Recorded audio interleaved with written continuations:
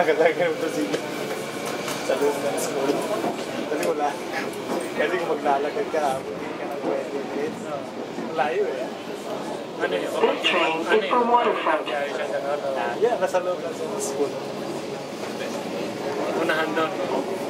Oo, kung ikaw nalilate ka, sabihin natin, meron kang exam, tapos nahuli ka na tapos gusto mo pumunta sa klase. Nakakatawa doon, pag dating ng alauna, wala nang ulam yung nagtitin na ng carinderia sa loob ng school. Lalabas ka ng school. Pumunta. Aatid ka ng parang malaging bater, may hagdanan. Lahat babae, lalaki, walang pili eh. Pero mga babae doon, wala matawag sa napala. Lahat ng pantalon. Kasi masyado malagabok talaga.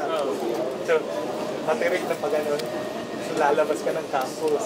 Pagdating mo paglabas mo doon, may mga karinderia. Pero masyadong malaki. So kung may klase ka ng alauna, hindi ka na kakain. Ako, yung sa amin, ano eh, yung talagang ang PE, hindi ako nakakanya.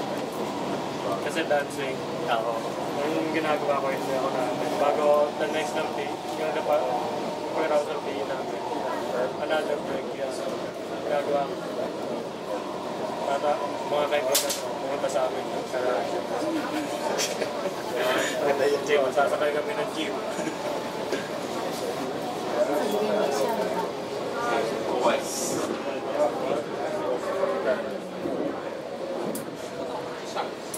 Nakakatawa kasi may nagbibenta ng saging. Yung barbecue, banana barbecue. Banana cue. So kung wala ka ng ulam, kakainin yung panangalian mo yun. The next station is Marine Drive. Nakakasaya kasi nakikita mo yun. Mura rin dyan eh. Bilal guys, sino mo? Saturday. Ano natin ang siya? Kasal.